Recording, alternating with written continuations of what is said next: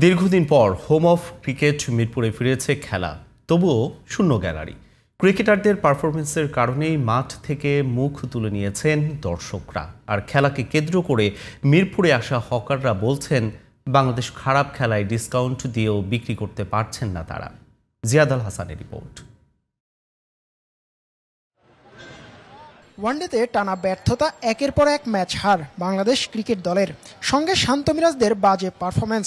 Social মিডিয়ায় টাইগারদের খেলা বয়কট সহ সমর্থন প্রত্যাহারের ডাক দিচ্ছেন ভক্তরা। এবার সেই প্রভাব পড়েছে মাঠেও। Bangladesh West Indies one day series মিরপুরে। প্রতিবারই ম্যাচের সময় স্টেডিয়ামের রাস্তা কিংবা গেটে দর্শকদের উপচে পড়া ভিড় লক্ষ্য করা যায়। তবে এবারের চিত্র ভিন্ন, গ্যালারি অনেকটাই ফাঁকা।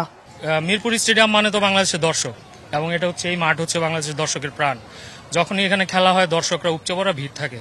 তো আজকে ওই রকমটা আমি দেখলাম না।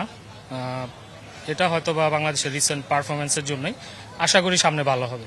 রিসেন্ট টাইমে আসলে এই ফরম্যাটে আসলে বাংলাদেশ খুবই হতাশা, বিশেষ করে ব্যাটিং। বাংলাদেশের ব্যাটিংটা হচ্ছে আমি তো ওরকম উপভোগ্য না। খেলাকে কেন্দ্র করে মিরপুরে আসা হকাররাও অলস সময় কাটাচ্ছেন।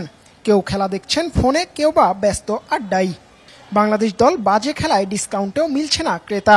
কালকের তুলনায় আজকে আরো কম বিক্রি কিনা, মানে খেলার তুলনায় খেলায় দর্শক নেই আজকে। যে লোক এরকম সাধারণ লোক এরকম থাকে, এই পরিমাণে লোক এই রাস্তায় থাকে, আজকের লোক আরো কম। সর্বশেষ গত জুলাইয়ে পাকিস্তানের বিপক্ষে মিরপুরে মাঠে নেমেছিল বাংলাদেশ। জিহাদ আল হাসান, জিটিভি নিউজ, ঢাকা।